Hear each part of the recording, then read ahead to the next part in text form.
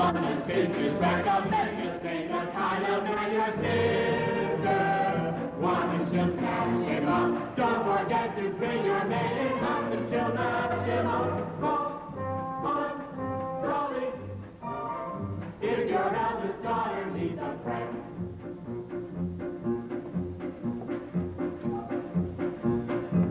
Just stay the kind of man your sister wants, and she'll snatch him up. Don't forget to bring your maiden home, and she'll match him up. Call on. That's right. This is Dolly Levi, born Gallagher. Social introduction.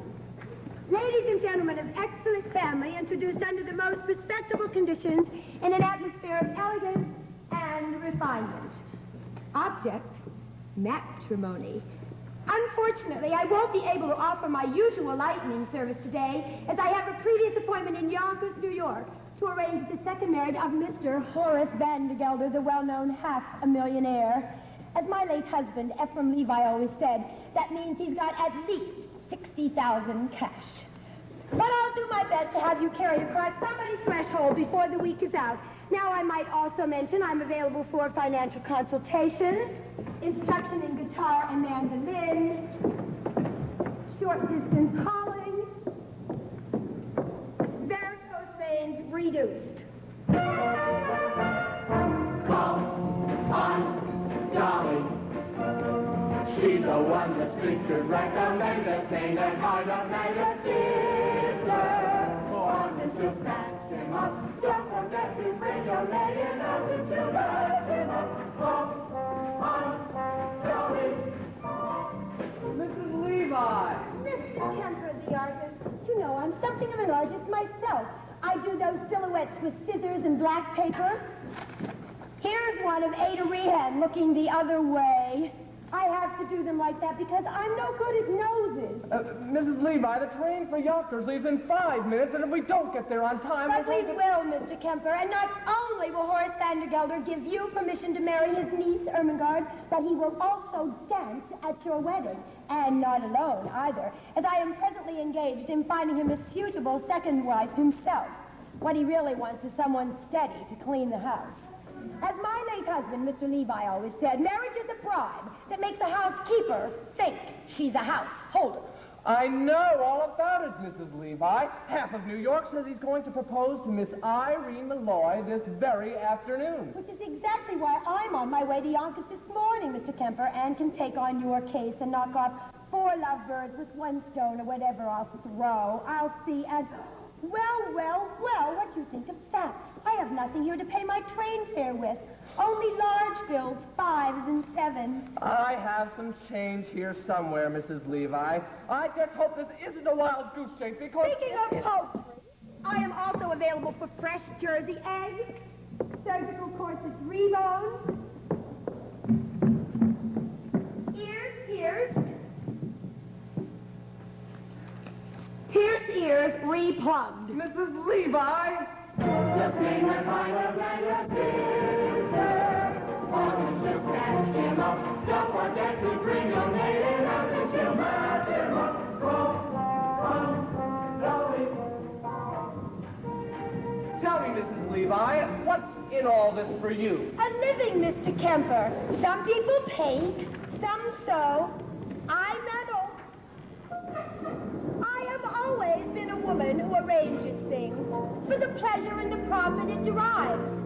I have always been a woman who arranges things like furniture and daffodils and lives.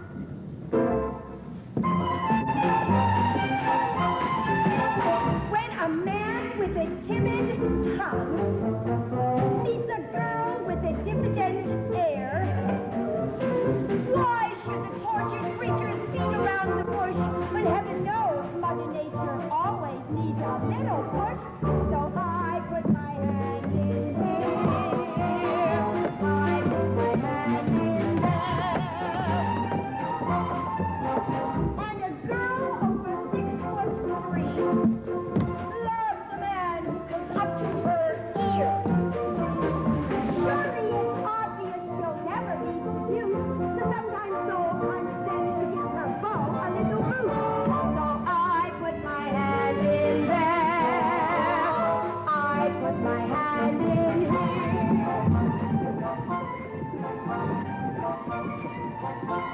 I have always been a woman who arranges things. It's my duty to assist the Lord above. I have always been a woman who arranges things.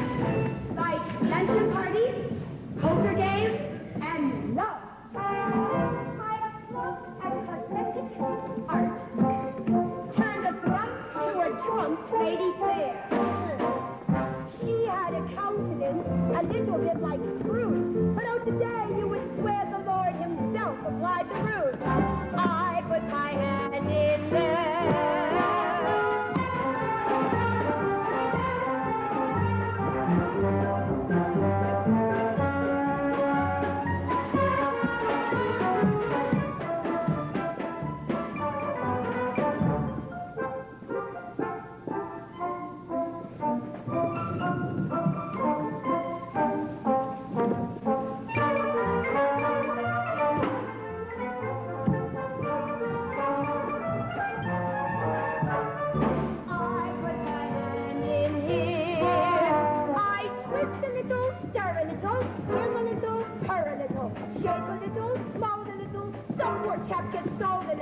Then I use my fist a little. Some young bride gets kissed a little. Then I flex at home. Matrimony comes when I put my hand in there.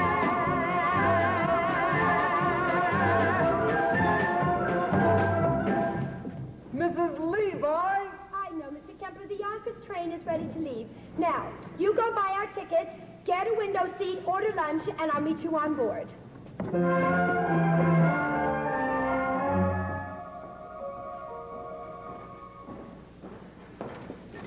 Ephraim Levi, I'm going to get married again. I'm going to marry Horace Vandergelder for his money and send it out circulating among the people like rainwater, the way you taught me.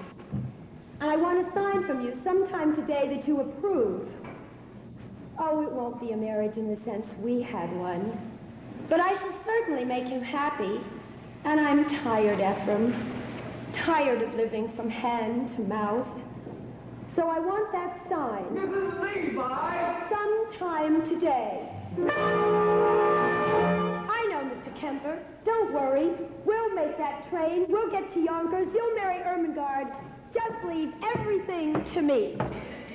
For when my little pinky wiggles, a maiden gets the giggles, and I make my knuckles active. My, he says she's so attractive. Then I use my index digit, and they both begin to fidget. Then I touch my palm, the preacher reads a psalm when...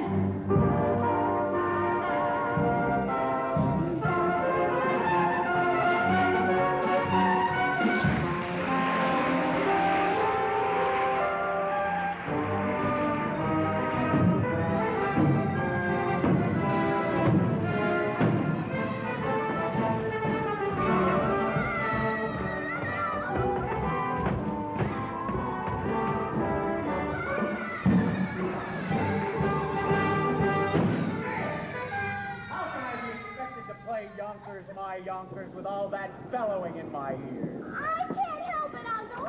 I love Ambrose Kemper. And I say you're too young to be in love with anyone. Here, take this. I'm not too young. I'm 17. And in another year, I'll be an old man. Well, I forbid it. Dare to be an old maid, Ermengarde, and I'll cut you off without a cent. And don't cry in front of the store. I can't help it. I'm unhappy. And by thunder, you'll go and weep in New York, where it won't be noticed. Now go to your room and start packing your trunk. And don't get any tears in the lock. It was just oil.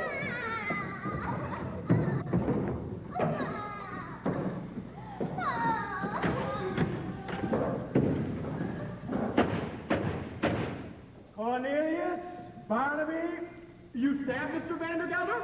I did. I've got news for the both of you. This afternoon, I'm going to New York to march in the 14th Street Association parade. And when I return, you are going to have a new mistress. But I'm too young, Mr. Vandergelder. Not yours. Hell and damnation mine. I mean, I'm getting married again. And in honor of that occasion, I've decided to promote you, Cornelius, to chief clerk. And what am I now, Mr. Vandergelder? You're an impertinent fool, that's what you are. And I'm promoting you from impertinent fool to chief clerk. Any more questions? Yes. What? Does the chief clerk get one evening off a week? So that's the way you treat me for your promotion, is it? No, sir. You'll attend to the store as usual. Now get back to work, both of you. And don't forget to put the lid on the sheep dip. Evenings off. Marrying artists. Foolishness. 99% of the people in this world are fools, and the rest of us are in great danger of contamination. Why, even I was once young, which was foolish, and got married, which was foolish, and was poor, which was the most foolish thing of all. Then my wife died, which was foolish of her. I grew older, which was sensible of me, and became rich, friendless, and mean. Which in Yonkers is about as far as you can go. Oh, I know what you're wondering now. Why could a man of such good sense be thinking of anything as foolish as getting married again? Well, the answer is simple. This house, without a woman, would be an empty shell. And pretty dirty, too. It takes a woman all powdered and pink to joyously clean out the drain in the sink. And it takes a female with long golden lashes and soft Preston fingers for dumping the ashes. Yes, it takes a woman, a dainty woman, a sweetheart, a mistress, a wife. Oh, yes, it takes a woman, a fragile woman, to bring you the sweet things in life. A frail young maiden who's constantly there for washing and bluing and chewing the mare. And it takes a female for setting the table and feeding the Guernsey and cleaning the stable. Yes, it takes a woman, a dainty woman, a sweetheart, a mistress, a wife. Oh, yes, it takes a woman, a fragile woman, to bring you the sweet things in life. And so she'll work until infinity, which is for eternity. Rah, rah, rah! F-E-M! I-T-Y!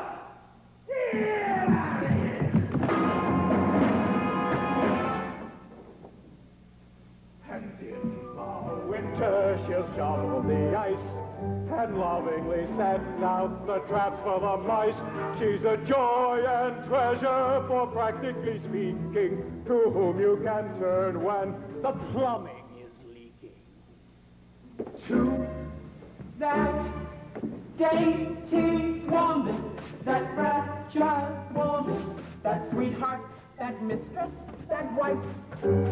Oh, yes, it takes a woman, a husky woman, to bring you the sweet things in life. Oh, yes, it takes a woman, a dainty woman, a sweetheart, a mistress, a wife. Oh, yes, it takes a woman, a fragile woman, to bring you the sweet things in life.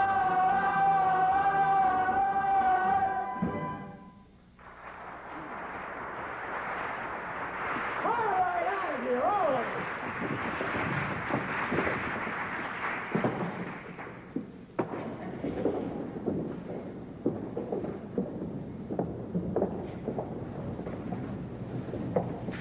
Congratulations, congratulations, 1,000 congratulations. What? What? Congratulations, Mr. Van de Gelder. All New York is buzzing with the news that you've practically proposed to Irene Malloy. Oh, my congratulations. And sympathy. Sympathy? Did I say that? It slipped the tongue. No, I'm delighted with the happy news. After all, she wasn't easy to unload. By that I mean, well, you know what people said, although I, for one, never believed the rumors. No, I didn't. Rumors? What rumors? Nothing to get upset about, Mr. Van de Gelder. I mean, according to all known facts, her first husband passed on quite naturally. It's just that he went so sudden. A few spoons of the chowder she made special for him, and... But it could happen to anyone. No, there's no truth in it. Just one word of advice, Mr. Van de Gelder. Eat out. Now, see here, Mrs. Levi, do you mean to say... I mean to say nothing, Mr. Van de Gelder. Just friendly advice. Keep away from the chowder. By the way, she's ordered her wedding gown. Beautiful.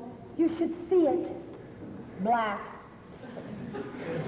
Well, as I said before, Mr. Van de Gelder, congratulations on your forthcoming nuptials, and may you rest in peace. May guardian angels watch over you both, particularly at dinner. Now, see here, Mrs. Levi, you introduced me to Mrs. Malloy, and rumors or not, I intend on visiting her this afternoon, as arranged. Very well, Mr. Van de Gelder. Then there's nothing for me to do but to go back to New York and tell the other girl, the heiress, not to wait. What did you say? Nothing, a word, heiress. Particulars, Mrs. Levi. I demand particulars. Her name. Her name? Money. Ernestina Money. What a lovely, lovely name. Picture, if you will, hair as shiny as a newly minted dime. Eyes as big round as silver dollars. Skin as soft and mossy as an old greenback. I can feel her now. Age 19, weight 102, waist 47. Waist 47. Well, that's with the money belt. Now, I could arrange for you to meet this Ernestina this very afternoon. Can't do it, Mrs. Levi. I have to take my niece, Ermengarde, to New York this afternoon until she forgets a certain Ambrose temper. I could do that for you, Mr. Van de Gelder. I know just how to handle such things. Then I have to march in the 14th Street Association parade. What an amazing coincidence. Guess who's been chosen to ride on the main float? The spirit of 14th Street, Miss Money. Her mother was a cash, you know. All right, Mrs. Levi, I'll meet your Miss Money at the end of the parade. But I still intend on calling on Mrs. Malloy first. Oh, dear, what races you make me run, Mr. Van de Gelder. Very well, then, I'll meet you on that bench outside Mrs. Malloy's hat shop at 2:30, as usual. One more thing, Mrs. Levi. Suppose I decide against Mrs. Malloy and don't like Miss Money neither. Well, then, Mr. Van de Gelder, there's one more name I have on my list. A name I know as well as my own. But let's not go into that right now. It'll come up all by itself, all in good time. Don't you worry about that. Oh, but wait till you see Ernestina Horace. A vision, a dream.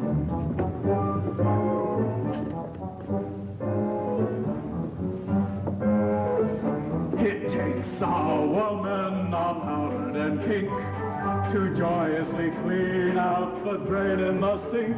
And it takes an angel with long golden lashes and soft in fingers for dumping the ashes. La da da da da da, la da da da da, la da da.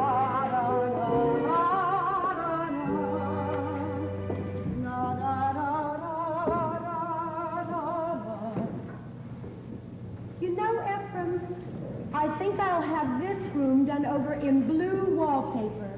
Yes, in blue.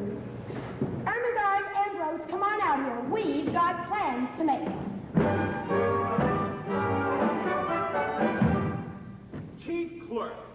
Promoted from chief clerk to chief clerk. And if I'm good in another 10 years, I'll be promoted to chief clerk again. 33 years old and I still don't get an evening free. When am I going to begin to live? You can live on holidays, Cornelius. Did you forget what we did last Christmas? All those canned tomatoes went bad and exploded, and you and I cleaned up the mess all afternoon. Do you call that living? No. Barnaby, you and I are going to New York. You mean close the store? Uh-huh. Cornelius, we can't. We'll have to. Some more of those canned tomatoes are going to explode. Holy cabooses! How do you know? I'm going to light this candle under them. That's how I know. They'll make such a smell customers won't come into the place for 24 hours. That'll get us an evening free. We're going to New York, Barnaby. We're going to live. We're going to have a good meal. We're going to be in danger. We're going to spend our money. We're going to be arrested. Holy cabooses! And one more thing. We're not coming back to Yonkers until we've each kissed a girl. Cornelius, you can't do that. You don't know any girls. I'm 33 years old. I've got to begin sometime. I'm only 17, Cornelius. It isn't so urgent to me. New York, Barnaby. Elevated trains. The lights of Broadway. The stuffed whale at Barnum's Museum. A stuffed whale? A stuffed whale. What do you say, Barnaby? Yes, Cornelius, yes. Now, the first thing we must do is make you financially independent. I know. I'll find you a job. And you can. I'm an artist, Mrs. Levi. I paint. Well, then, my card. Mrs. Dolly Levi, painters taught how to dance. Now, there's a man, Rudolph Reisenweber, at the Harmonia Gardens restaurant on 14th Street. I'll give you a note for him, and we'll see if he can't have you both entered in the polka contest tonight. The prize is a week's engagement and a gold cup. Oh, the cups we won, Ephraim and me. Now, hold on, Mrs. Levi. No fiancé of mine is going to set foot in a cafe. And I'm surprised that you have acquaintances in a place like that. Not acquaintances, Mr. Kemper. Friends. Dear friends of days gone by. My late husband, Ephraim Levi, believed in life and any place you could find it. Cafes, ballrooms, yes, even theaters. Why, even when times were bad, every Saturday night like clockwork, down those stairs at the Harmonia Gardens we came, Ephraim and me. Now, it's all very well for you to come down like clockwork, Mrs. Levi, but you're asking Ermengarde to work there, and It's the only way to show Horace and to go to Weezy business. Now, you go to the Harmonia Gardens this afternoon and say Mrs. Levi sent you. And incidentally, tell Rudolph Dolly's coming back. And I want a table for two and a chicken for 8 o'clock tonight. The bottom row looks all right, Cornelius. Now hold the candle under the ones on top. Not too close. This walls up like they're ready to bust. Holy cabooses. Cornelius, I can smell it up here. Let's get dressed, Barnaby. We're going to New York. Out there, there's a world outside of Yonkers. Way out there beyond this hick town, Barnaby. There's a slick town, Barnaby. Out there, full of shine and full of sparkle. Close your eyes and see it glisten, Barnaby. Listen, Barnaby.